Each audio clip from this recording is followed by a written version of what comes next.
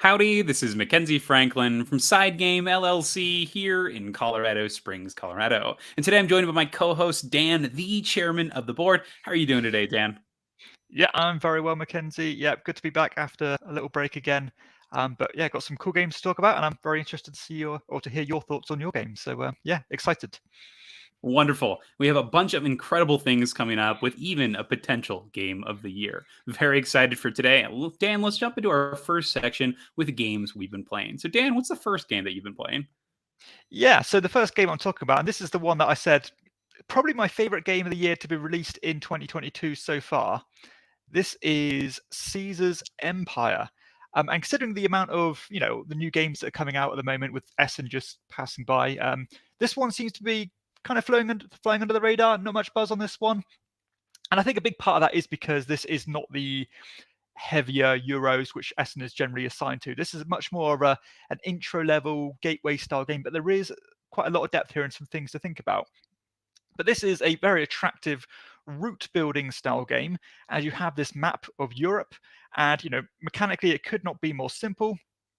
Well, all you're going to do on your turn is you're going to take some of these plastic pieces, which are really overproduced, but it's based on this the Asterix and Obelix comics. And you're basically going to start from Rome in the center of the board. Then you're going to be laying these pieces out until you reach a new city. And when you reach those new cities, you're going to get the tile associated with that city, which is going to be, and I think it's 5 different colors. But only your highest one of each color is going to score at the end. So say you've got the blue 2 and the blue 5, only the blue 5 is going to count towards your final score. And then on top of those tokens, you've got these individual set collection tokens as well, which you're trying to collect based on simple set collection sliding scale. Duplicates will get you more points, but so will diversifying. But the cool thing about after you take your tokens is that you'll then trace your route back to Rome, and every piece of yours that you go through, you'll get a point for. But also every piece of an opponent, they'll get a point for. So I mean, this example on the screen here is quite a clean example of people doing their own thing. But what will normally happen is that people will start building off your routes, and therefore when it's even not your turn, you'll still be getting points from other people's turns. And you can be quite clever by kind of diverting off and taking shortcuts and trying to cut people out of your routes to get most points from it. It's just a very clever game that feels like a classic. I'm pretty sure it's a reskin or a reprint, I suppose, of another game that came out a few years ago, which again had no fanfare. But I can see this one being a slow burner. I don't think it's going to come out and blow the world away, but it's got quality, and it's just, again, every time I've played it, it's felt really fun. Everyone's left with a really positive impression, and it plays in about 30 minutes. It's breezy, it's fun, it's got good decisions, and I just think it's it ticks a hell of a lot of boxes for what I'm looking for right now. So yeah, so far in 2022, this is my favorite game to be released.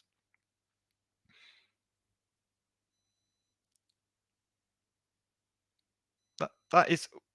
Oh, I can't hear you, Mackenzie. Self with all of the typing. Sorry about that. So I'm curious, what exactly does this to bring the replayability? It looks like the mechanisms are solid and interesting. You're going to be having satisfying turns, but what's going to be the thing that's bringing you back? I suppose it's one of those games that's not going to bring you back based on the variation of it. It's on the ease to get it back to the table, I think. It's going to be one of those things that you think, you know what, we've got 30 minutes to play. We want to play something with a bit of brain power, but not too much. Then this is a good one to fit that niche. Not a throwaway filler, but also not the stuffy, longer, brain burner Euro. Mm-hmm. So again, I like that kind of niche in my collection where it kind of touches on both, side of things. So I think, yeah, the niche it has is what makes it different compared to, having different things you can do. And you're acting more tactically, I suppose, but you do have an overall strategy as well, because you can look at the board and assess it and think, oh, these tokens are here. I'm going to plan going this way, and hopefully I'll get this token, and this token. And you can play it that way, as well as just acting tactically and trying to get piggyback of other players' moves. Because not only have you got to try help yourself, you've got to be careful with the opportunities you're leaving to other players, because they can just build off your cities and then get the the tokens they're looking for. And something I didn't mention is that these coins, if you collect one of those coins, not only will they give you set collection bonuses, but they will double the points of the track back to Rome.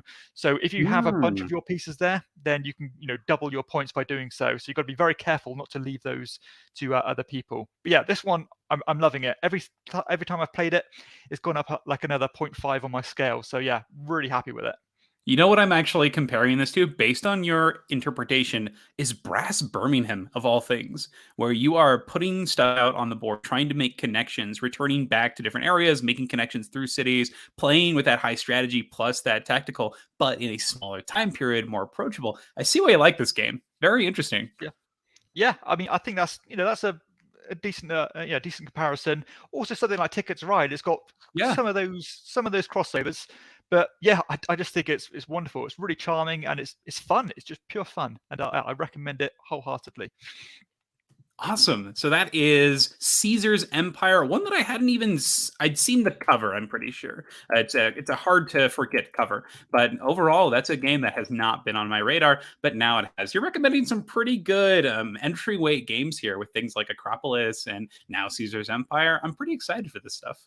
Yeah, funny enough, yeah, those two games are probably my two favorite of the year so far, and they are certainly on the lighter end of the spectrum. But as I said, I've not played any of the new Essen releases yet, which are all generally the bigger games. They're not in the UK yet, so I'm sure those will probably push this one down. But I do think it will hold its own. I think it'll be in my top 10 for sure.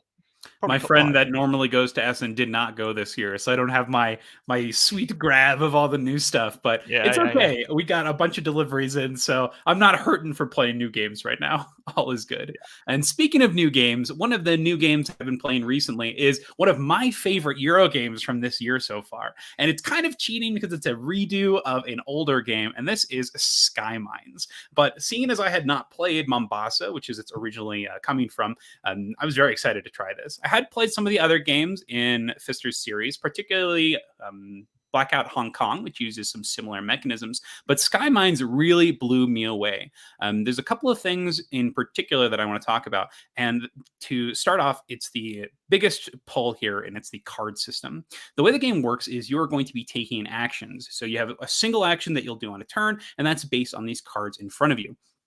Every turn, at the start of each round, you're going to be playing cards from your hand into multiple play areas, and then reveal all of those cards. And based on what you reveal, the symbols on the cards allow you to take actions. It's really simple in the way it works, and I really like that. I think it's a big strength of the game, is the cards are simple, but the actions that you use the cards for are more interesting and involved. And I think that's very awesome. So the way it works is you'll have some symbols that allow you to add new cards to your hand, some symbols that are going to allow you to spread influence on the market, and you'll be flipping your cards over in order to resolve your actions. Every time you do that, though, you are reducing the potential actions in the future. So you're managing your cards in your hand when you play them, you're managing them on the board during the action phase, and then at the very end of the round, once you pass, you're going to be taking one of your discard piles that's on the top of your board here, adding it to your hand, and then separating all of the cards that you've played that turn into their own individual discard piles, joining other cards potentially. So not only are you managing your cards during the round, but every end of the round, you're putting them in a discard pile and separating them in. You may have an awesome turn now, but that turn will probably never happen the rest of the game because you have separated it out and you're always only taking one discard pile back. And so it's up to you to plan your discard pile, and you can see the symbols and you're setting up your future turns. This is lovely. You're playing tactically in the moment with the cards and symbols that you're revealing, and then you're playing super long-term strategy, but also short-term with these discard piles.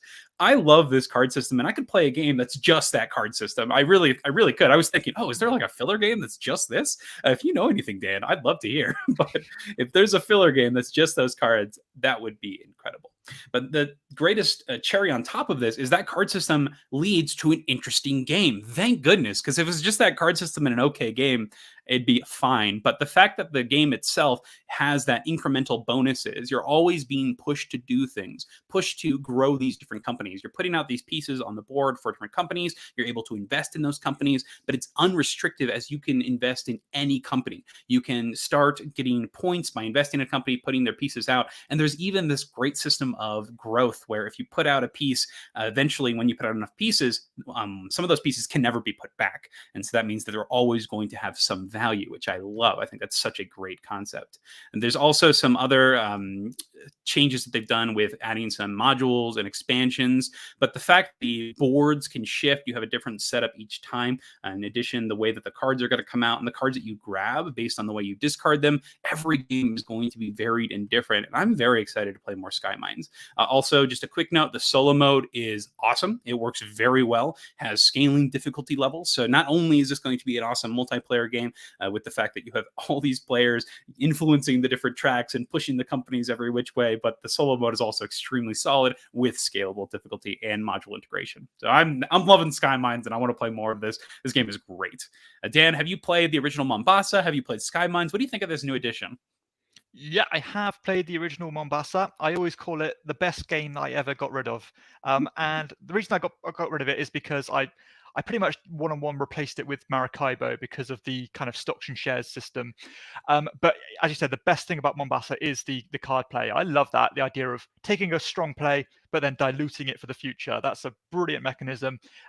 Blackout Hong Kong did use a similar thing, but I do think it's pulled off to a better standard with Mombasa or Skymines. To be honest, I did really like the original aesthetic of Mombasa. I do like that kind of more,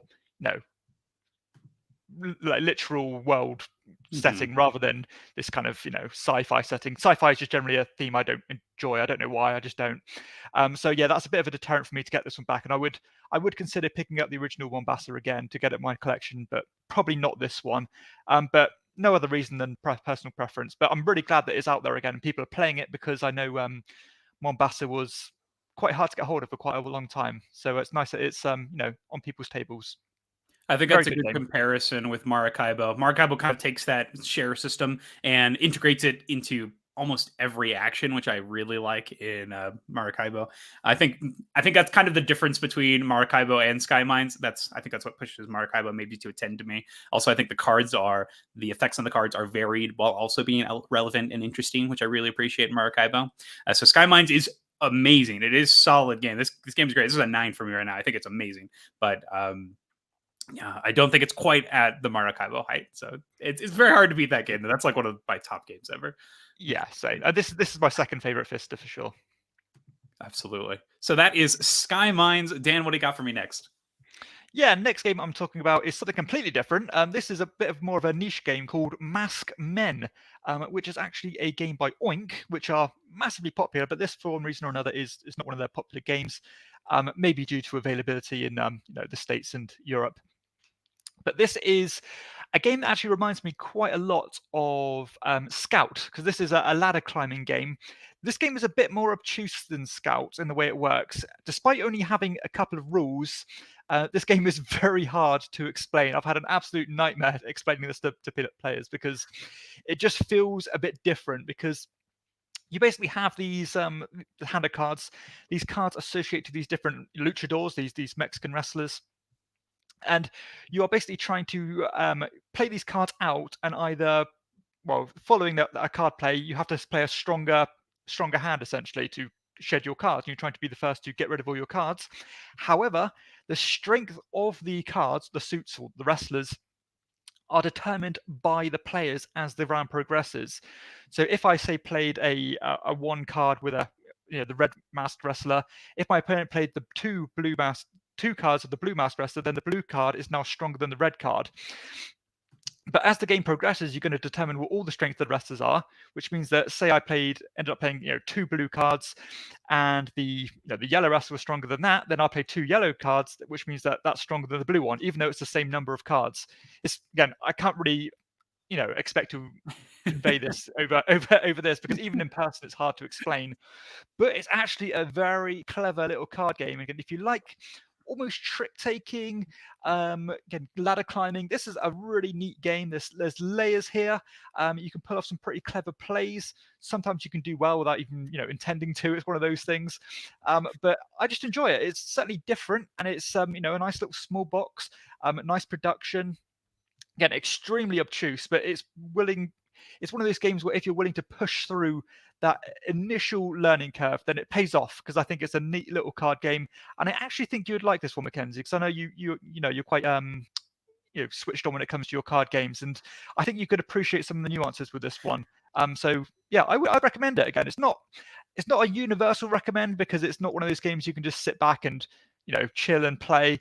And again, you've got to push through that initial learning curve. But again, it is worth it. So that is MaskMen, definitely one of my top tier Oink games that I've played. Really enjoy it. A strong recommendation. In comparison to Scout, which one do you prefer? I would say probably Scout, Mhm. but I think I like Scout more than you do anyway.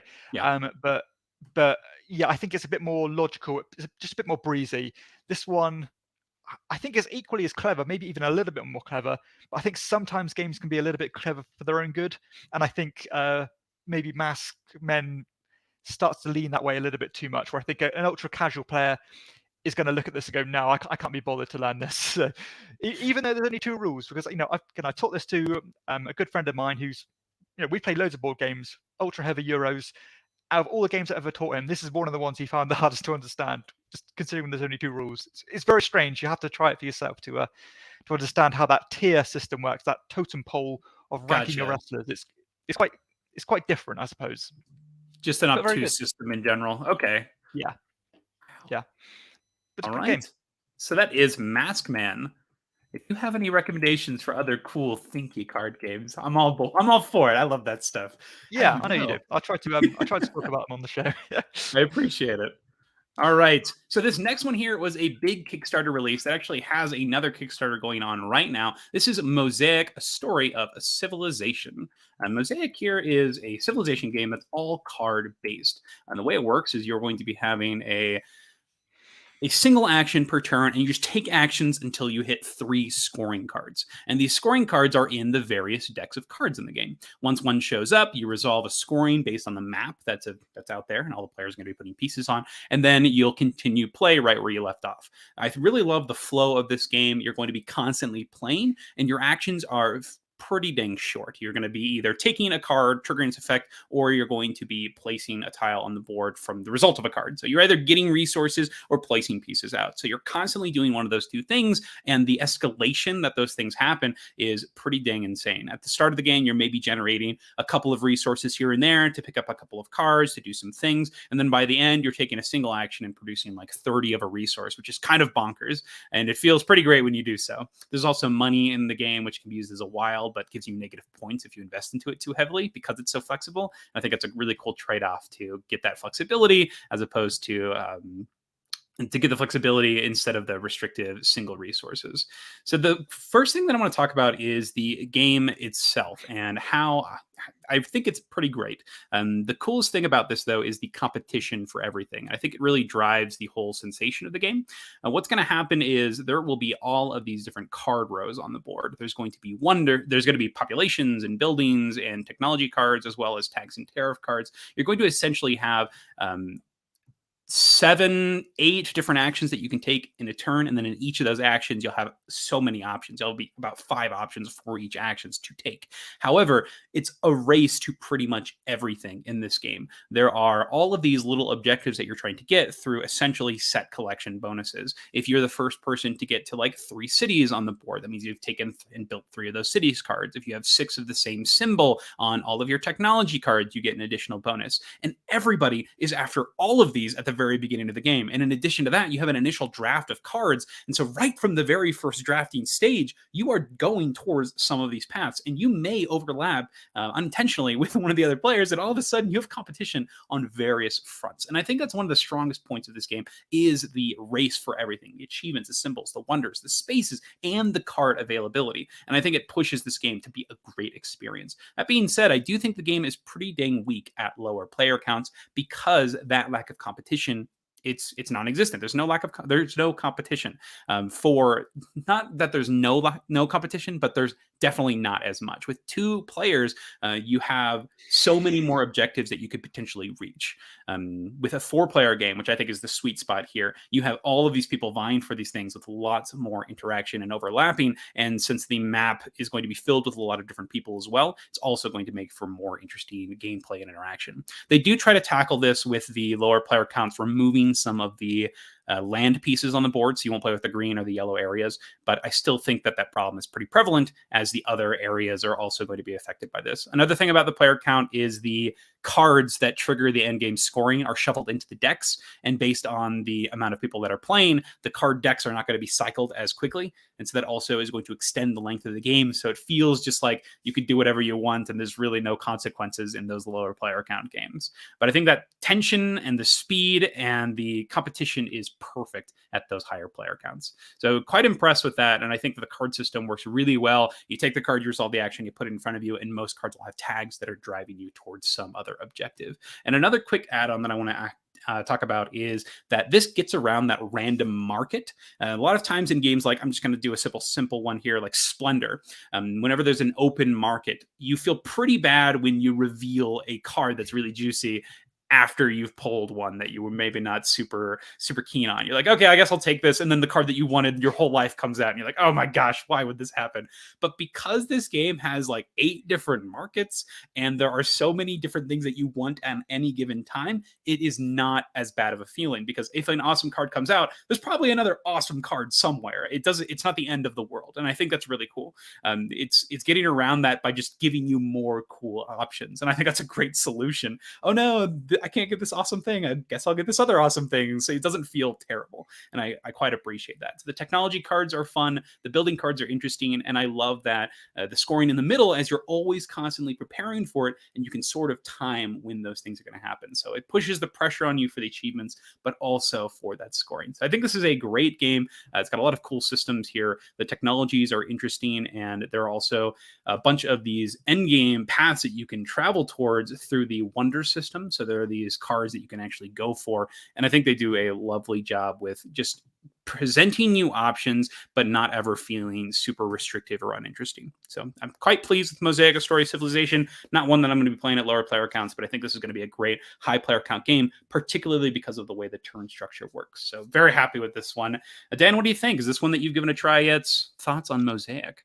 I've not tried this one, but I would very much like to. I remember this one being on Kickstarter, I think it was. I did back it originally, and I chose to withdraw kind of the last moment, really, because I don't know. Games like this, I really appreciate them and I enjoy them, but they do very seldom hit my table. And especially when you're saying that they don't cater to low player counts too well. I tend to play at 2 and 3, 9 times out of 10, 2 or 3 players. So I suppose this is one of those games where I'm hoping that somebody I know, maybe at the Games Club or something, will have a copy and I can play it and try it and see if I like it. But yeah, I mean, it definitely appeals to me. I'd love to give it a go. But yeah, it's just probably just thinking a bit, trying to be a bit careful about what I get in my collection now, I suppose.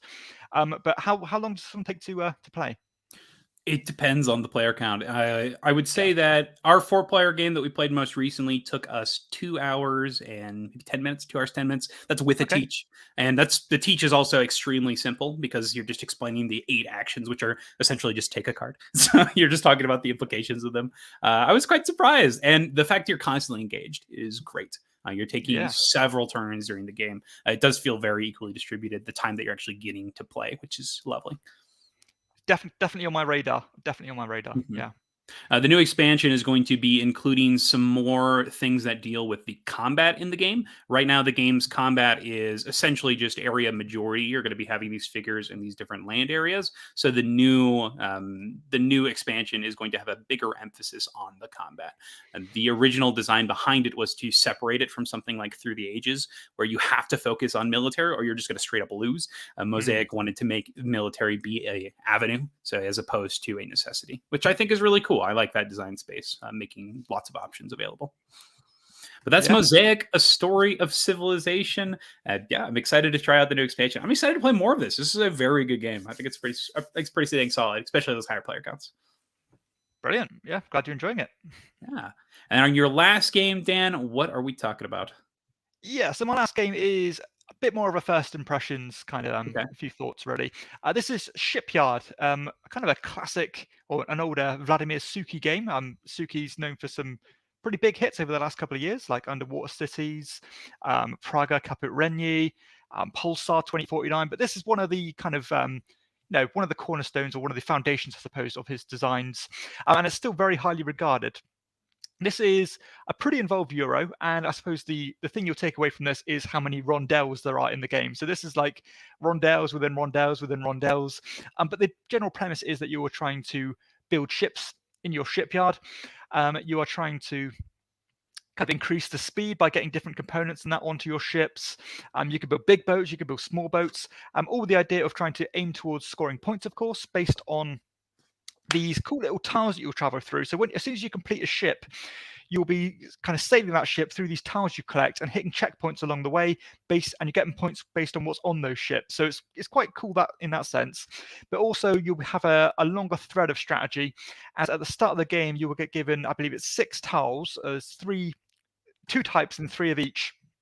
And as the game progresses, you're going to have to start shedding these tiles, which are going to be the end game criteria that you're aiming towards. So you have some kind of flexibility there, where you think, at the beginning, my options are maybe get 5 points for every size 5 ship I build. I might say get a point for every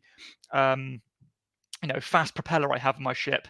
But you might think, well, things aren't really going my way in this field, so therefore I'll ditch off this tile and aim towards this strategy instead of this one. So it's quite cool that you have, again, a bunch of options at first, but you have to narrow them down as the game progresses. The action system is cool, as you have these pawns on this little rondelle that Mackenzie's showing you here.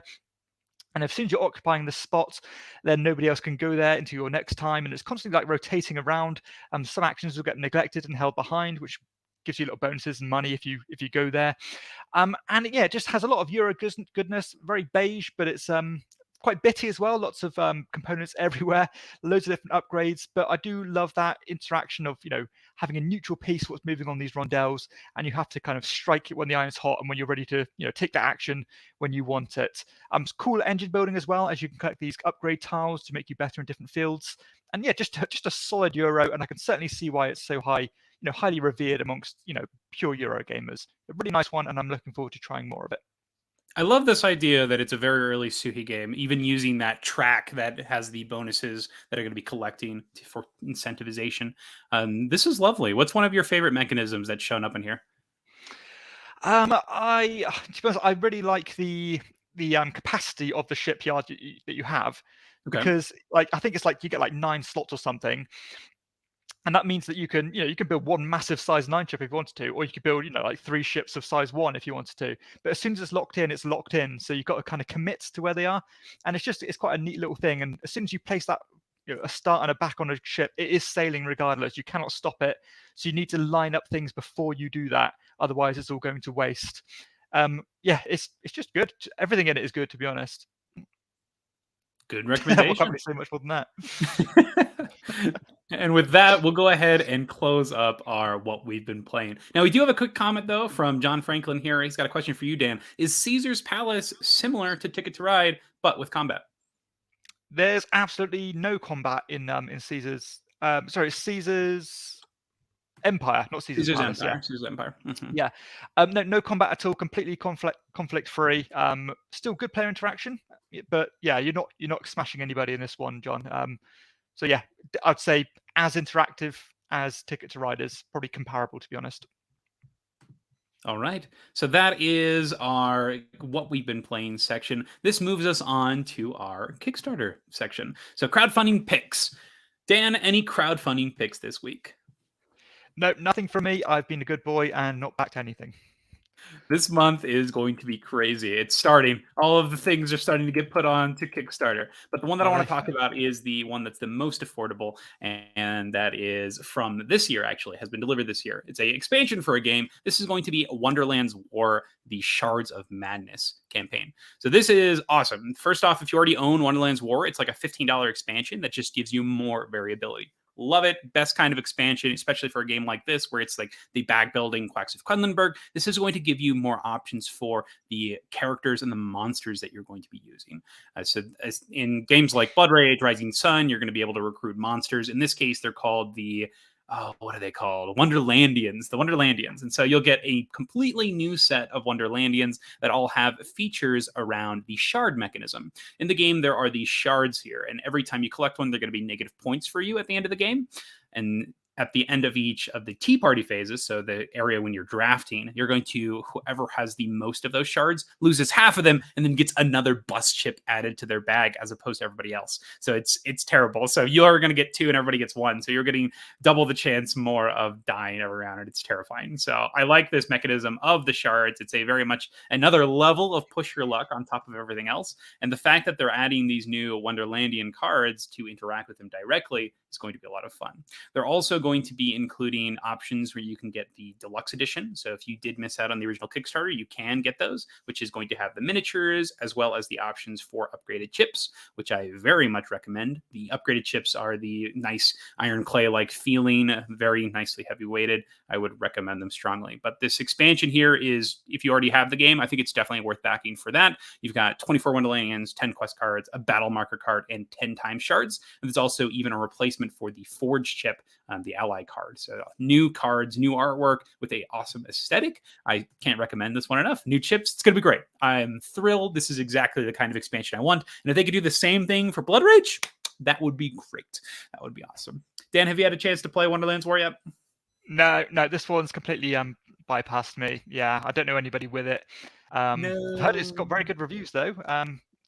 But yeah, I'd give it a go. Like Quacks Equipment mixed with area control. At least that's my understanding of it. I don't know much more than that. Again, I'll try it, but not really one I'm looking to pick up. I think that it's been misnomered as area control. It's Okay. about fighting. So it's not necessarily about controlling areas. It doesn't really matter if your pieces are there at the end of the game. You have these like little castles that are rewards for winning battles, but it's all about the fight. It's about what Right. you can do during the fights and how many fights you're participating in. And I think that it gets a bad name as being an area control game. No, this is a combat-centric Quacks of Quedlinburg. And I think that's the most important thing. It has a lot of similarities to something like Rising Sun, where you want to just be in fights just to trigger all your abilities and your stuff. You don't necessarily have to win and everything. So just the presence is amazing. So I think this is a great experience. You're constantly getting special abilities and then using those special abilities. So big fan of Wonderland's War. If you haven't tried it already, please give it a try if you can get in time before this campaign ends. And then I would recommend backing this one. This is another one of my favorite games of the year so far. Definitely up there as one of the, I don't know if yeah, this is strategy. It's a strategy game. So I would say, yeah, it's one of my favorite strategy games this year. We're talking about some really good ones this week. So Yeah. Skymines, this one, great games here. So that is Wonderland's War, the crowdfunding pick. Brilliant. And one quick mention before we move on to the next section here, we are actually not going to be doing any news sections here on out for Corporate Cardboard. We sort of feel like it's a just reiteration of things that people have already gotten to, and the news is already out there. In addition, most of the news is just game releases, and that's something that if you're getting messages from the publisher, you probably know these things already. If this is a segment that you want to see us talk about in the future, please let us know down in the comments if you want us to include the news. The show is not just for us, but it's also for you. So let us know in the comments if that's something that interests you. Yeah, maybe if there's something particularly interesting we'll talk about, we'll just talk about it on the fly anyway. Doesn't have to be a scheduled thing. We'll just see what comes up and react to it. Precisely. And then Michael's got a great comment here about Wonderland's War, one of the favorite games he's played. Awesome to hear, Michael. I have to agree. It is a blast. It just is consistently satisfying. And the theme on top works perfectly. And that brings us to our next section. We are going to be talking about our card and component appreciation. This is where we talk about a specific card or component and talk about why we like it, why it makes that game so much fun or so interesting. Dan, what is your card or component this week? Yeah, so this was actually inspired by me being at the local games club this week. We got out a game of Container. So my friend's got a copy of this one, the big deluxe one. And just I forgot how ridiculous these ships are that come with this game.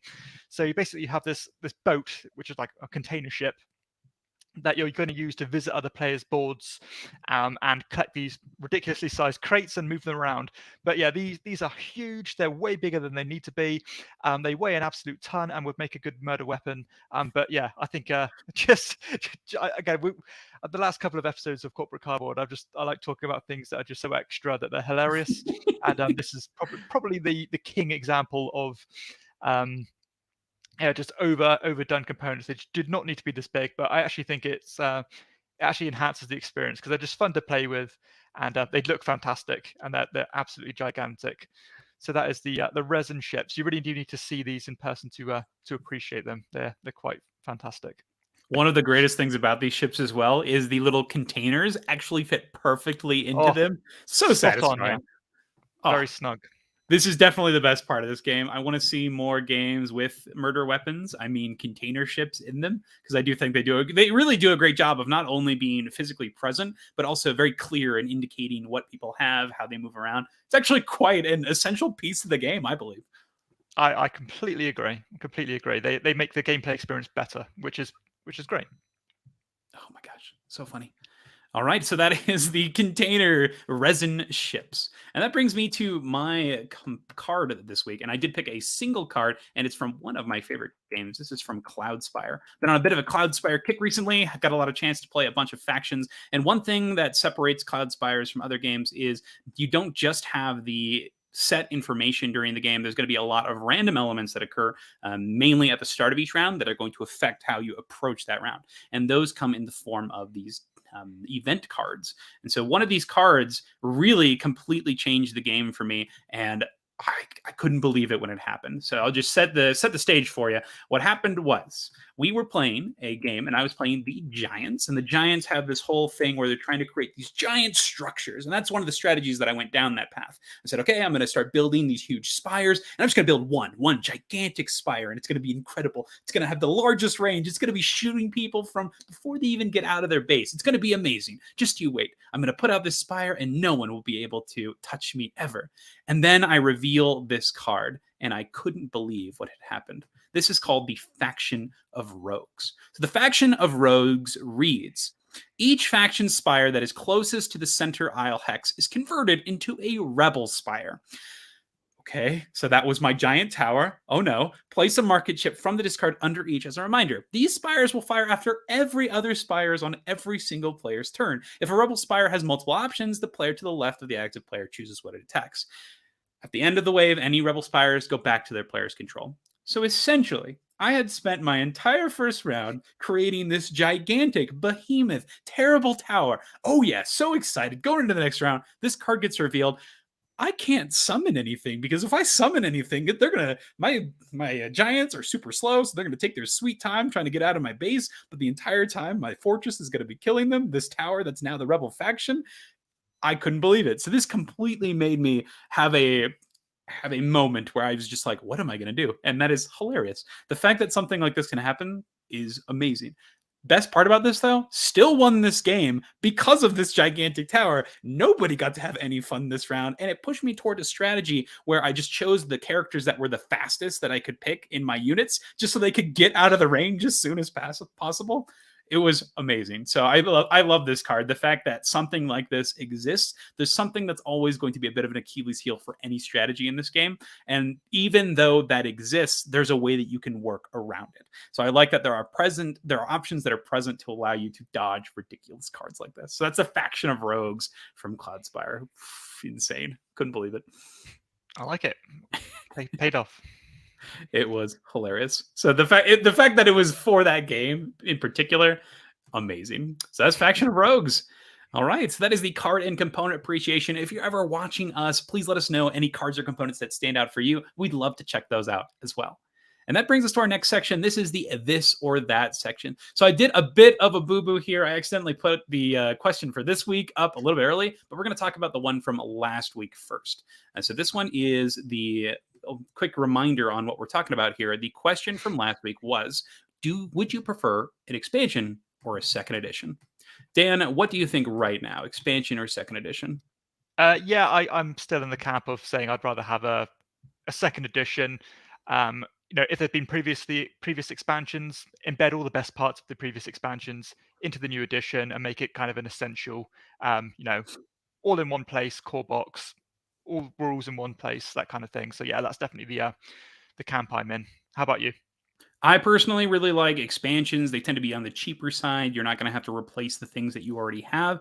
And I think that they just work a lot of the times. They're either a couple of extra cards, maybe even replacement cards, a board that you put on top. And usually I think that the companies are pretty smart about their expansions. They're able to and make it so that they integrate almost seamlessly, maybe a complete replacement of something or something that like slides onto the side of a board. In addition, expansions in general are just going to give you more content for things you already love, and I really like that. And I play a lot of these huge card games which use that system very successfully, I think. And yeah, I think that I would go with an expansion over a second edition. Yeah. Cool. I suppose this is, as you said, this is very tailored towards the style of games you. Nope. Can we hear you, Dan? I think we've lost Dan for a little bit. So while we're waiting for Dan to come back, we'll go ahead and bring up our results from the corporate cards. One more time, Dan. You cut out a little bit here. Oh, can you hear me now? I can hear you now. You're good. You're back. Oh, perfect. Apologies. I was saying, yeah, as you were saying, it lends itself to the style of games that you play, I suppose, with this question. I said, I know you play a lot of stuff where new content is a big part of it, you know, like LCGs, that kind of thing. Of course, you're going to get expansions rather than just, you know, create a whole new game with a few new characters, whatever. So, yeah, it was very tailored towards the style of games you like. And let's see what the community thinks about this question. So let's pull up our answers here. And our first one here. Okay. Would you prefer an expansion to a game or a second edition? We've got by a long shot about 76% here for expansions over second editions. But I think the comments here shine a light on what a lot of people are thinking, and I think I'd probably think of as well. So Original Maverick says, generally, I'd say a second edition as they tend to be cleaner. As someone who has never played Castles of Burgundy, I wasn't really interested in the massive, beautiful AR production, considering there's a much cheaper option if I want to try it out. Great Western Trails, another game I'd like to try. However, it's second edition. I was hoping its expansion would have been included. For now, waiting for its New Zealand version. The new Clank Catacombs is also the version of Clank I like to try. Perhaps it isn't a second edition, but looks like it's a functioning one. So I think this is a solid response, though. Always looking for the cleaner version of something. Yeah, makes sense. I completely agree with that comment. Yeah. And then Shorty Dancer even adds to that, saying, honestly, kind of hard to decide. Some second editions include the expansion. And I think Randall here has a really good response. It depends on if they own the first edition or not. If they own the first edition, it sucks when a new edition comes out. You're like, oh, my thing's obsolete. And so you want to make sure that you're getting the new thing. But otherwise, if you already own it, expansions keep the game going. Otherwise, the second editions do modernize them. It's also going to be cheaper than getting something that's been out of print. And Jonathan Pickles here has a response that's very similar. If they already own it, expansion. If they don't, or if they think it needs tweaking, the second edition. I love this response, though. In an ideal world, neither. Yeah. Anything else to add on this one, Dan? No, not at all. I mean, I'm generally, I don't know what it is. Over the last couple of years, I've really kind of cooled on expansions. I don't know why. I used to be very keen to, when an expansion was released, but I suppose because I think we've talked about it before. I played one thing, I won't play it again for months and months and months. I'll jump into something else. So therefore, when I go back to a game and it's got expansions with it, like, oh, what are the best bits? What do I include? What do I not include? Especially if there's a bunch of expansions. I mean, recently, I just went back and sorted through my Teotihuacan box because I think I've got all the Teotihuacan stuff. I haven't played it for such a long time, and I just need to, you know what? Let's pick out the best bits of each expansion and get rid of all the other stuff, move it somewhere else. So when I go back to it, it's not so intimidating and overwhelming. So that's where I'm at the moment. I'm trying to get the optimal version, or my optimal version of each game. And I did the same thing with Grand Austria Hotel as well, because the expansion has so many different modules. Like, what's the best? Am I going to throw everything in and just learn a ton of different rules that probably aren't going to help the gameplay that much anyway? So yeah, I'm very much finding the optimal version rather than the biggest and most vast version, I suppose. That's actually my favorite thing to do, is to create my own custom game, essentially. It's so much fun. You see it in things like Viticulture, Everdell. You can pick the pieces that you like. And I quite like doing that for games. One that I just finished with is Endless Winter. I'm figuring out which of the expansion modules that are good to put in. There's essentially substitutions for every single type of card in the game. And so you're constantly able to be like, ooh, maybe I'll swap this for this. Maybe I'll use this one for this one. So lots of great choices on that one there. But in a way, that kind of lends itself to the second edition argument, because when you've got these expansions, you've got a rule book for this, a rule book for that, a rule book for that. And if you want to learn a rule for something, it's in a completely different book. So it's nice to have it all in one place. So yeah, I know it's all depends on the game, but yeah, can be a nightmare. Cool. So that is our question from last week. Would you rather have expansions or second edition? And that brings us to our new question for this week. And the question is actually already on the channel right now if you want to go ahead and go vote on that. And the question is several small filler games or one longer game. This happens a lot in the game groups that I attend, is particularly when you have a lot of people. Sometimes we'll have groups of maybe 7 or 6 or 8, and there will be a question. Hey, do we want to split up into groups and maybe play some longer games, or do we want to play a bunch of small filler party games? And this is a question that is posed pretty often. What do you think about this one, Dan? What would you prefer? Yeah, interesting question. And this is definitely like a cyclical answer for me, because I go through like 6-month periods where one minute I'll be in one camp and then I'll be in the other camp. At the moment, I'm probably in that longer game camp. I'm really enjoying my longer Euros again. If you'd asked me about a month ago, I was kind of going a bit cold on my longer Euros and was playing a bunch of shorter games. So yeah, again, it depends on which mood you catch me in. But I think just to be a bit of throw a span in the works, I'll go for the smaller games because I think that the other one will be much more popular. So it depends which way the wind's blowing for me personally. How about you? For me, I think that I will. I think I'm with you here. I think it's going to depend on the way the wind blows. But I think I do have a preference. I do really like my longer big games, so I think that I'd probably tend to lean towards that side. Mainly because I think I have way more opportunities to play the small filler games. So the fact that I have the opportunity to play a longer game, I'm going to take that opportunity. If I have that option, I'm going to take it over playing lots of smaller games. So I think that's where I'm going to land on. Just because of the opportunity, I'm going to take the longer game over those small filler games personally. Yeah, I think most people would agree with you there. All right. And if you have any ideas or comments towards this, let us know in the comments of this video, or you can add it to that question on Corporate Cardboard. It's going to be on my channel here, so take a look for that, and then you'll be able to put out your response. I'm curious to hear what you think, and we'll make sure to feature those comments next week. And we have a quick comment before we end. John Franklin says, I believe it depends on who you are playing with, the composition of the group. Makes sense to me as well. If somebody's not ready for a longer game, then hey, go for it. You can definitely play a bunch of shorter ones. Make it easy to commit or to not commit. Leave when they're comfortable. Yeah. Again, I'm perfectly happy playing both, because a lot of people will like say I'm not playing shorter games. People just don't like lighter games for some reason. But yeah, I'm definitely not. I'm perfectly happy playing 5 filler games as I am playing one bigger game. I've not really got a preference, to be honest. I agree with you there. I am curious, what would be a good example of a very light longer game? What would you recommend for somebody who is not comfortable with something super heavy, but still in the longer category? That's an interesting question, actually, because those tend to be the games that I struggle with. I can't think of many that I actually like that are really long but light. Just looking around, most of my longer games are of the heavier variety. I don't think I have an answer for you, Mackenzie, to be honest. Can you think of anything? I can think honestly, Mansions of Madness is a pretty good choice. It's super easy. That game, you don't even need to teach rules. You just start playing, and the actions are so simple. You move or you interact with something. So I think that one is a pretty good choice for something like that. Catan, I think, might be. I know you love it, but Catan might be an easy one because you roll the dice, you get the resources. Something like Space Base or Machikoro, something like that. Surprisingly, can be very long games, particularly Machikoro. So it just depends on the one that you're playing.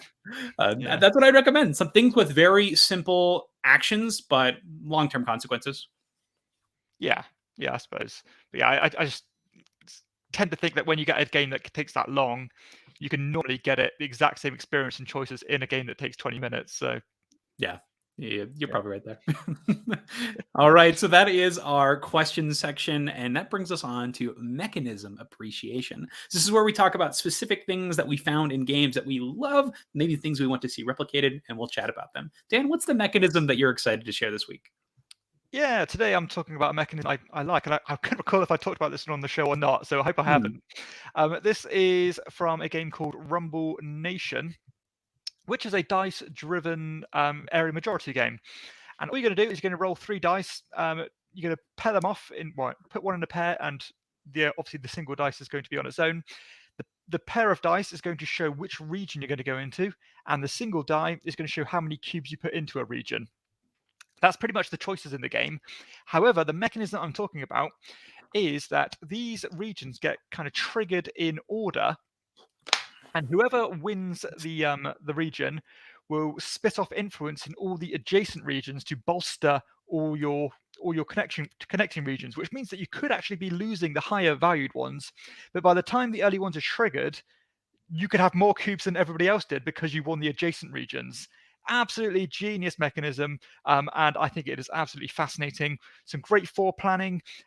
You can pull off some great moves and risk it all on winning a region. It makes the lower point regions, which are they're worth a lot fewer points, but they can be so much more powerful because they can influence other regions earlier in the game, and therefore have a cascading effect and keep compounding on each other and helping you win more and more regions. Just a brilliant mechanism, and just elegance personified. So well done. Wow, I really like this. Are there any other games that do something similar? This is really neat. I can't think of anything that does it like this does. I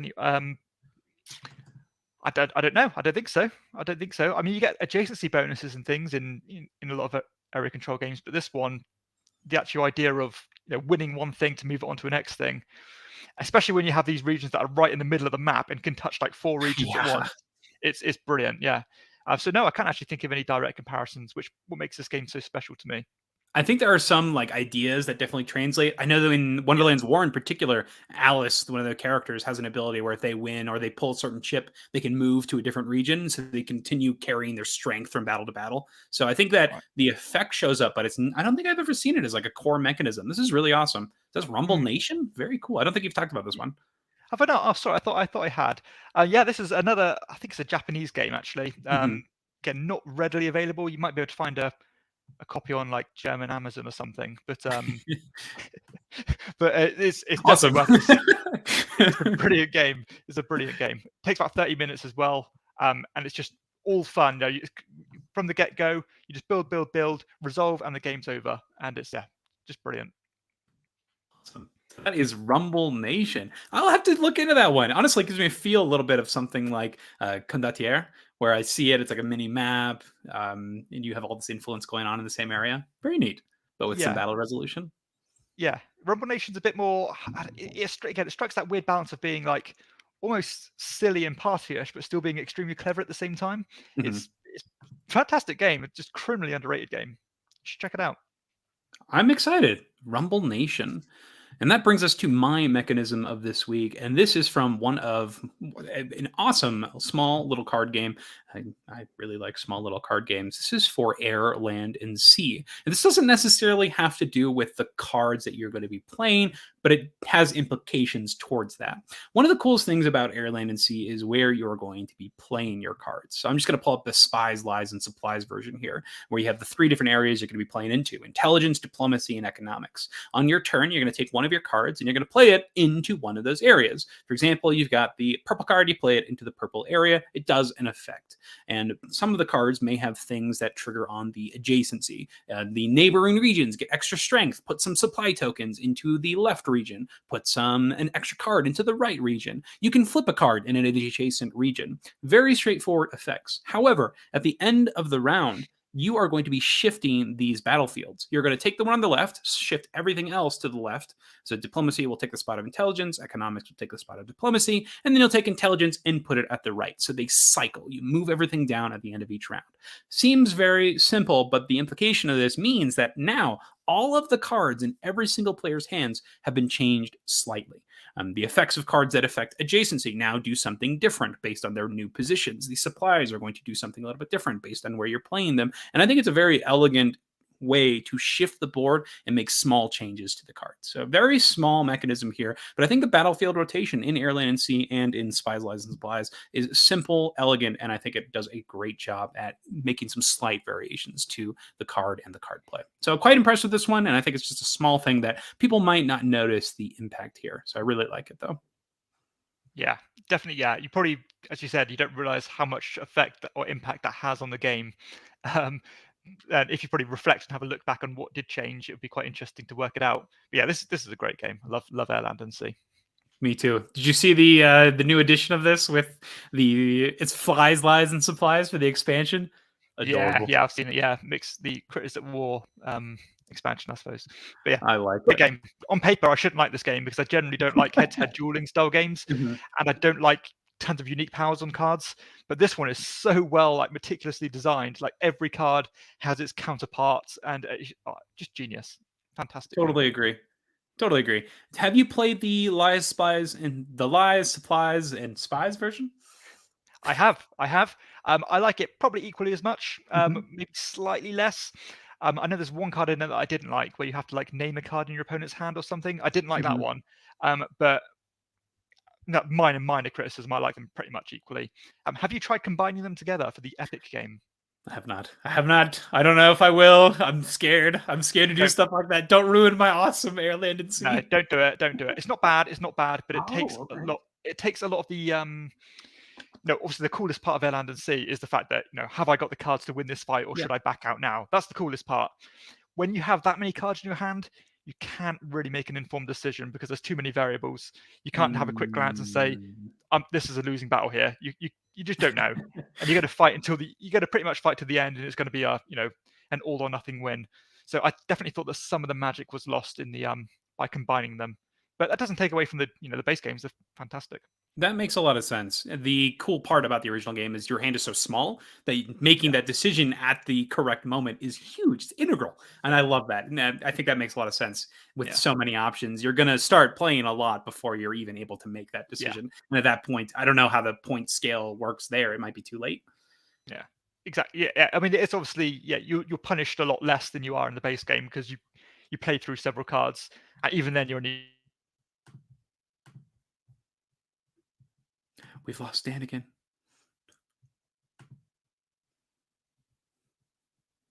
Hopefully he comes back. While he wraps up, we'll move on to the next section here. This is our random game section.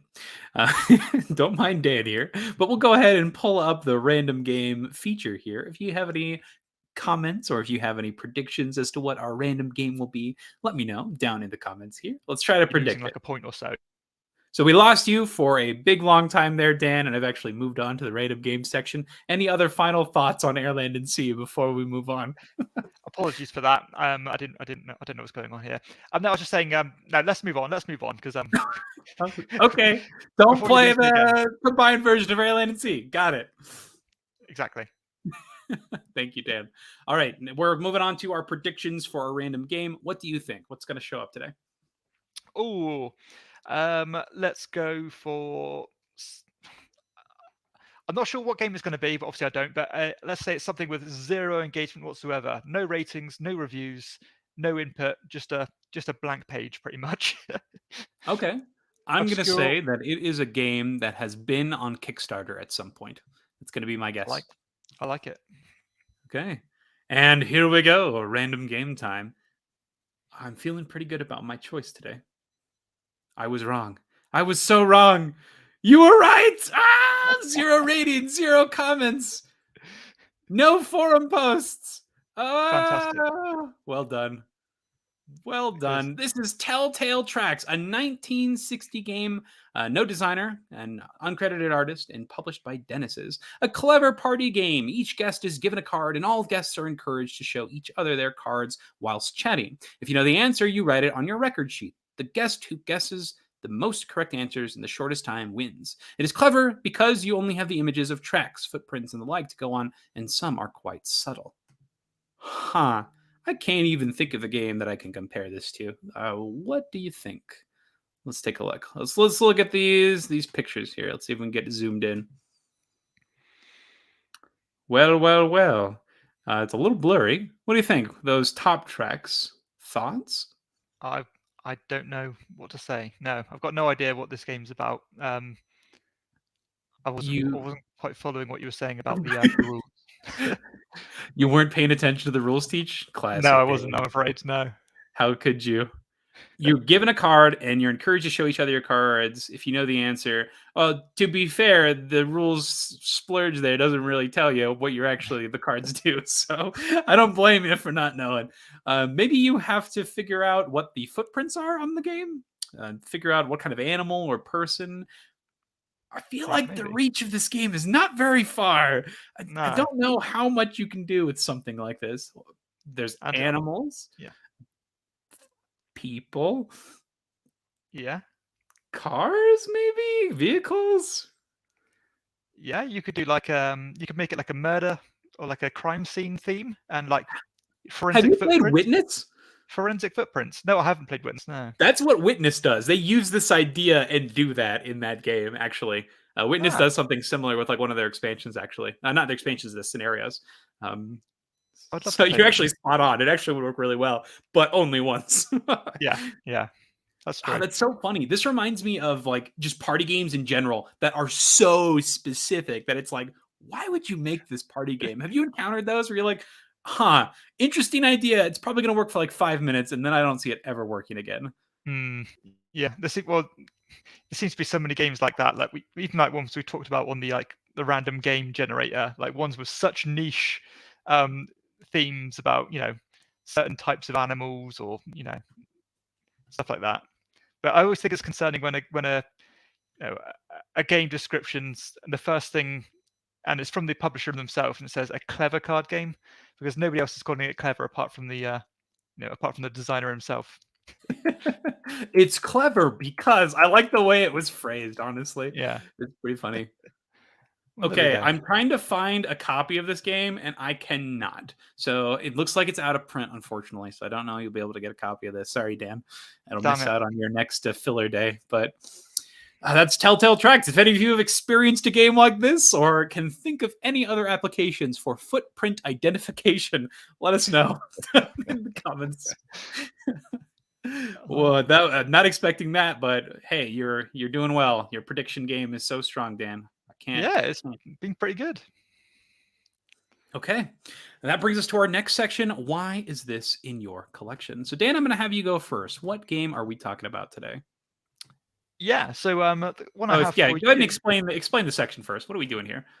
Yeah, so this is where we just have a look through each other's board game collection, pick a game out, and just ask the other person, why is this game in your collection? And that could be because maybe we're interested by the game, or it could be because we know the game is terrible and the other person might like it. And we think, why is this awful game in your collection? Justify your reasons.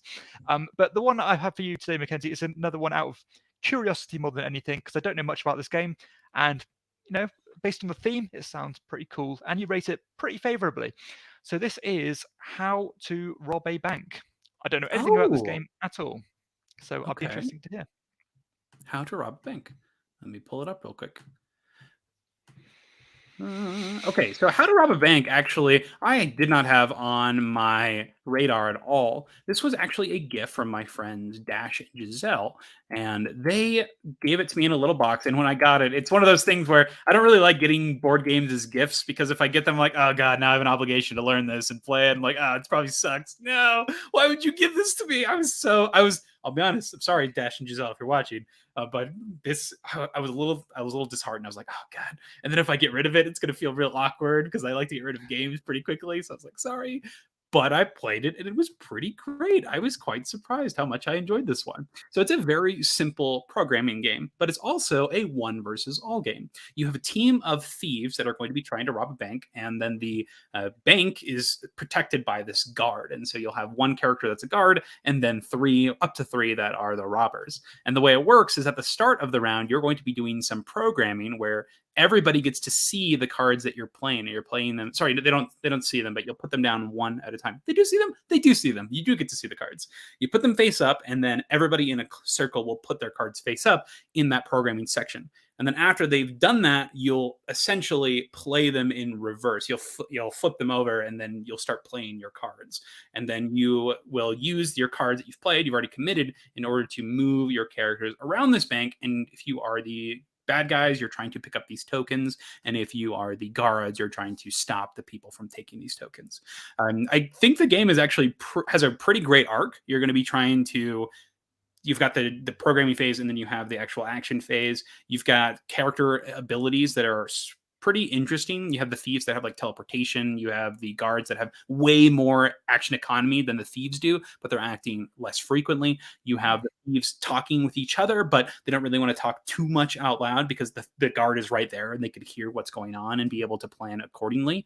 But ultimately, you are trying to get these little tokens into this car, in this getaway car. And then after you do so, you have like a certain amount that you're trying to get to. It's a very short play time. It plays 2 to 4. The iconography is wonderful, and the theme is spot on. This is robbing a bank. You get your crew, you go in, you get out, and then the guard is trying to prevent all of this. It's a small little package, but one that I found quite enjoyable and does its theme quite justice. This is a competitive game in this genre that I have not had other success with in other games, and I think that this one does a really good job of it. So How to Rob a Bank, very small target game that you might find $10, but is a pretty dang good package. I quite like this one, actually. Oh, cool. Tell you what, from your description, it reminds me of Colt Express. Have you played that one? I have not played Cold Express. I've seen it. I've seen the cool train, trying to get the different information. Yeah, it's cool. Yeah, it sounds very similar. But yeah, sounds cool. I didn't realize it was a programming game, and it sounds like it was work, to be honest. Yeah. Yeah, honestly, I didn't know anything about this game and was super apprehensive, but the aesthetic is cute. It's like a floor plan. You have these, there's some tokens there. There's also like these alarm tokens that are really interesting. You can trigger the alarm once per game in order to bring all the guards to you. So there's different interest points and interactive points that the players can be trying to go for. And one thing I forgot to mention was you can also stun the other players. And so your actions can be like punching the different thieves to try to mess with them. And there's this little car that goes on the outside, and that's the area where you actually need to drop off the goods, and so the other players are trying to coordinate where they want to send the car. One player might move it one direction, the next they're like, oh no, we need it over here. It's good. I like this game quite a bit. You want to play this game? I like this game. This is a good one. Yeah, I'll play this one. Sounds good. How to Rob a Bank. Awesome. So that is How to Rob a Bank. I'm glad you brought that up. That's a game that more people need to know about. Now, mine here is going to be a game that you have rated extremely highly, one of your highest rated games. And when I played it, I was not that impressed with it. So I want to know what things you see in this game. What am I missing? What things do I need to know? And this might be controversial, but the game is Istanbul. Tell me about Istanbul. Why do you like this game so much? And try to convince me on that. Maybe my initial play was just subpar. I'm curious. Right. Okay. Right. Istanbul, to be honest, there's nothing I don't like about Istanbul. It's one of those things, really. It just works for me. I love the main mechanism of the whole dropping the merchants off as you go, planning your routes, what are you going to go, when you're going to backtrack on yourself, when you're going to divert. So that cool Rudiger Dawn mechanism, I think, is brilliant. Now, I will say that something that has massively improved my rating is the expansions, ironically. Ironically, right? Yeah, ironically. I do think the expansions inject quite a bit more life into the game, because it makes it not a 4x4 grid, but I think it's a 5x4 grid. Okay. Which means that you get much more variation in each of the setups. You cannot just completely make a bit of a broken circuit and keep doing the same thing. I love as you said, with Mosaic, I love that idea of wanting to be the first at everything, because you get much better efficiency for doing so. Are you going to try to get money and keep on exploiting that? Are you going to keep on trying to get all the resources and exploit that? I like the idea of sharing the same spot as somebody else. You're going to have to pay them money. Honestly, I don't think there's anything about this game that I don't like, Mackenzie. I love the card play. I love the idea of building up your wagon to increase your capacity, to make you more efficient as you go on through the game. Get the diversity of strategies you can go down to collect these rubies. And just the race aspect in general. I tend to like it when a race game is the end game criteria for a Euro game, because it doesn't happen that often. Most of them get as many points as you can. I like the idea that this is different. As soon as something happens, it ends it and it's finished. And the fact that you can get this done in about 45 minutes, I enjoy. It scales pretty well. I mean, even at 2-player, you can add a dummy player in there to keep it tight. And I think it strikes a very nice balance between being, again, thinky enough, but not too thinky, get it to the table pretty quickly, enough going on. And yeah, I just enjoy every aspect of the game. What didn't you like about it? I think in my initial play, I played just the base game, the core game, and I think I didn't like the action system, the dropping the discs off and changing. I'm trying to remember, because it's been a long time, and I just really wrote it off afterwards. But I think I was repeating the same things the entire game, and it was working. And it didn't seem that interesting to me, because I was just like, okay, I'm just going to do these 3 things. And after you drop off your disc, you go back and pick them up, and then you do it again. And it didn't seem that exciting to me. It may have been the group that I was playing with. It may have just been the base game itself, but it wasn't that compelling in my opinion. Right, that is true. That's what I said when there is a potential to get some what I call broken circuits, as in you could just again keep rinsing, repeating if the tiles are laid out a certain way. Yeah. Sometimes that can happen. A lot of the time, especially when the board is bigger with the expansions, it's a lot more difficult because you know if you've got the gambling house right in the top right hand corner and the place you've got to trade in money in the bottom left hand corner, then you cannot go there in the same turn. You're going to have to divert and do different things. But yeah, there is a potential for that to happen. I would say just be a bit more vigilant and do a setup where you try and notice those broken things. Okay. Um, but yeah, I think that kind of you might have been dealt a bit of a short straw and just got a bit of an unlucky setup, I suppose, that gave you a false impression of the game. But again, I think really highly of this one. I think I probably do rate it higher than most people do. But I think it was one of the first Euro games I played, so it probably has a bit of nostalgia for me as well. But yeah, I really enjoy it. I played it recently, and I still really enjoyed it. So it's clearly not a nostalgic memory that's keeping it high for me. I still do play it frequently and still equally enjoy it. So I think this is one that I will seek out to play again. I really like pretty much everything else you described are things that I do like about the game. The end-game conditions, the interaction between the players, the markets themselves, and the varied effects. The other thing that makes me appreciate and want to try this game again is I really like the dice version of this game because it keeps a lot of those ideas and brings them into the dice format. And so I like the pacing of that with the input randomness. I really enjoyed that in the dice game. But I think this is probably be one that I do seek out again to play, particularly with the expansion. Which expansion do you prefer? There's multiple, yeah? Yeah, there's two. I always play with it's called Mocha and Baksheesh. It's Okay. it adds another resource into the game, quite a powerful resource actually. And also adds some new character abilities into the game, which lets you fly around the map quicker and stuff as well. Like for example, it will say like go as far as you want, Oh my goodness. horizontally, rather than just going, one, two, or Mhm. three spaces, whatever it is, or one or two spaces. So it gives you little game breaking abilities there as well, which are nice. Sweet. So that is Istanbul, and that is the why is this in your collection section. And that brings us to our last section of today. This is the final A to Z section. This is for the letter Z. Dan, I'm going to have you start off first. What is the first game that we're talking about here? And these are our favorite light and heavy games that start with the letter Z. And it's okay to not have one. Yeah. Yeah, so this one I didn't have one for the light version anyway. I was toying with one, but I thought I didn't really like it enough to talk about it. But I've got a heavy one, and one that I've just played just in time actually, because I only played this one within the last couple of weeks, and it happened to begin with a Z. And this is Zhanguo. What a brilliant game this is! This is fantastic. Kind of ultra dry beige Euro by Watch Your Game, a great publisher who sadly don't really trade anymore. This is a pretty involved, definitely I would call it an advanced strategy game, but the core of it is quite interesting through this card play system, where all you're doing is using a card in one of two ways. You can either use it to add to your engine by tucking it under your board, which is great because whenever you do follow-up actions, you can get better versions of them. But that comes with the risk of getting what we call like what do you call it? Like when people are like rebelling against you, a bit of discomfort, I suppose, or I don't know. Discontent. Yeah, discontent. That's the word I'm looking for. And that can potentially block off you getting those engine benefits if you use it too much, which means you have to take another action to clear it out, or you can use the card to take an action. However, each of these cards has a unique number on them, and some of these actions will require you to play a higher number than the previous one. Some of them will require you to play a lower number than the previous one.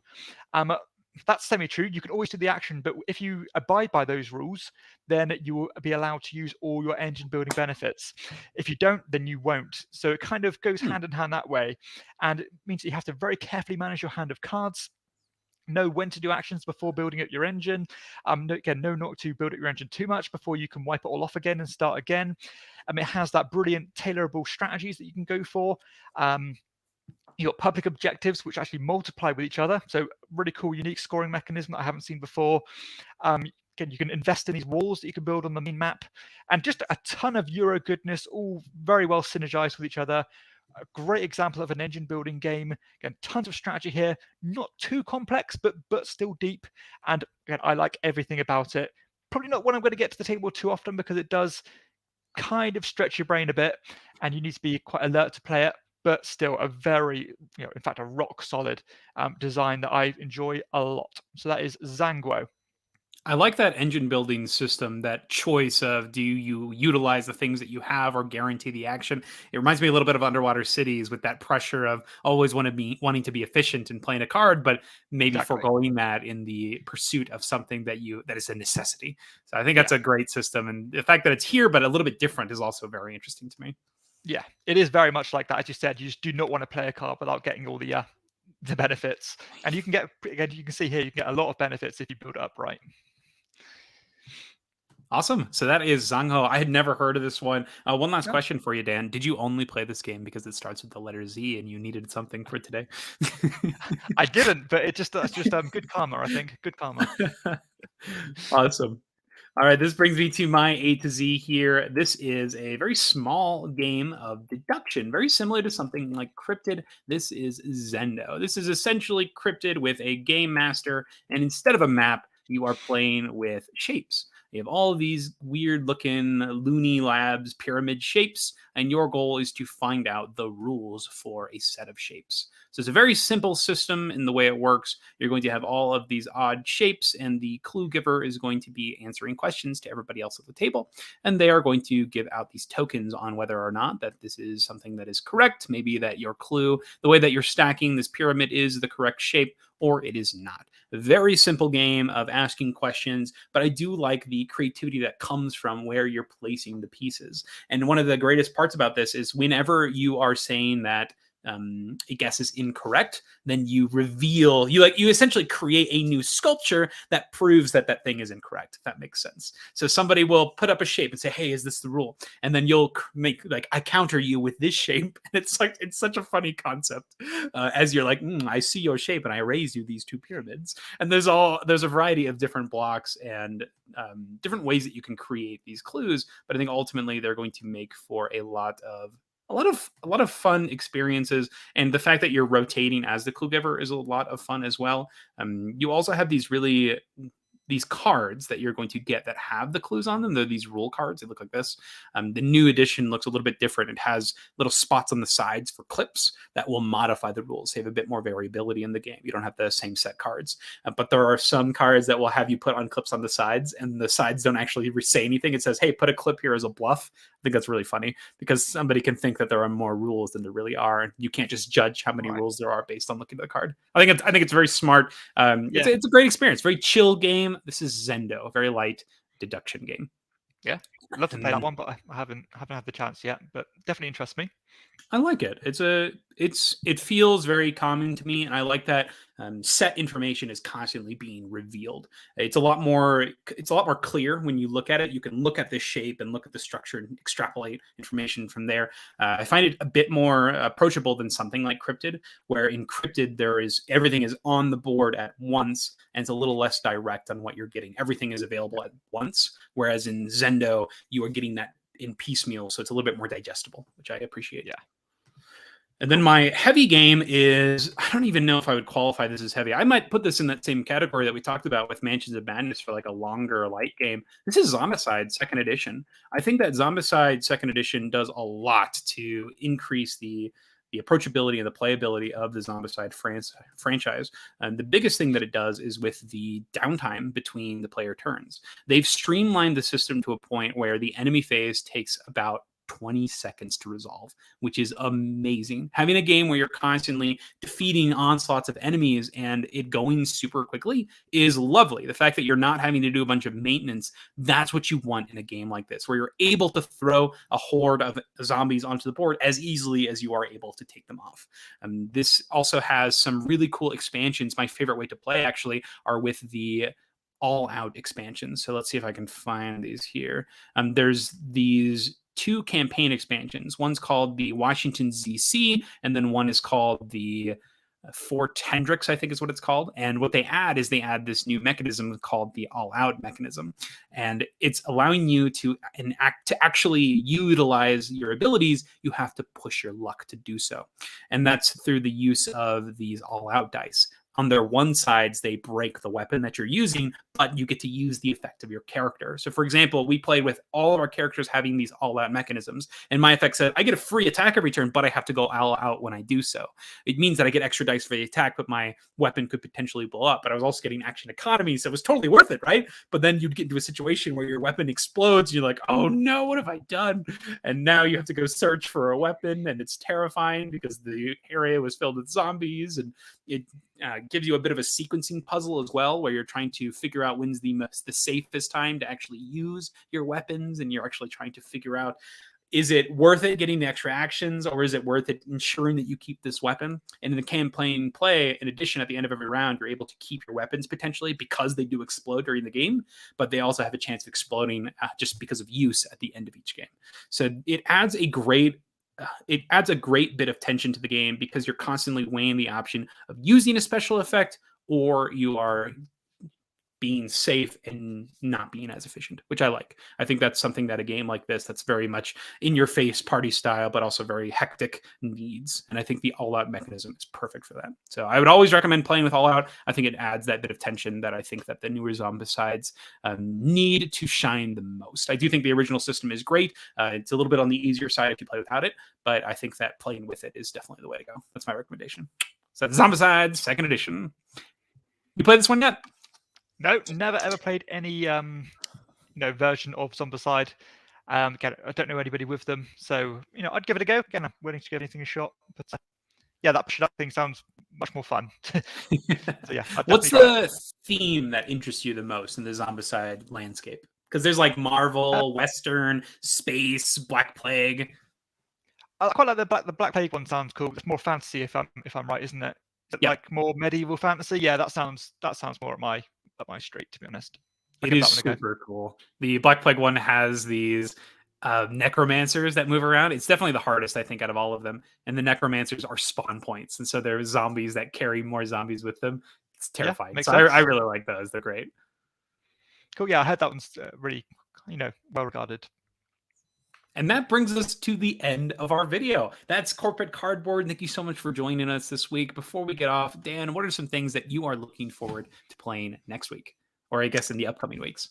Yeah, so I've just had a notification today saying that Autobahn has just been delivered. So I'd like to give that one a go, hopefully sooner rather than later. And I'm kind of making good progress through my Shelf of Shame, really. So hopefully we'll continue making some progress. Been buying less than I have before. So yeah, still got a few good ones to play there. I still need to get Anachrony played, so hopefully I'll learn that one soon as well. So yeah, that's a couple left, Anachrony and Autobahn. How about yourself? So this week has been insane for deliveries. I've been playing a lot of ISS Vanguard. I've been playing Sheol. I've been playing the new Everdell, the new expansions for Everdell, as well as those then Endless Winter. So those are some of the games that I've been playing recently. I was actually going to talk about Endless Winter today, but I totally forgot. So I'll have to talk about it next week. It totally went by me. But I have played some of the expansions already for that. And I think that Endless Winter is going to be a game that you described earlier, where you're going to want to figure out what sort of game you want from it and then incorporate the expansions as you see fit. Because that core game by itself is kind of bland, honestly. Like, you play it once and you're like, I've done everything. So I'm curious to see what the last one that I haven't played is the Rivers and Rafts expansion. So that's going to be on the table. I probably will play more Sheol. I've got some organizing videos that I need to do for those. So I'll put those out relatively soon. I'm always being drawn back to play more Marvel Champions, though. They've got the X-Men stuff. That's just so much fun. And lastly, Massive Darkness 2. That finally arrived. I ordered that back in June, and it came from Singapore.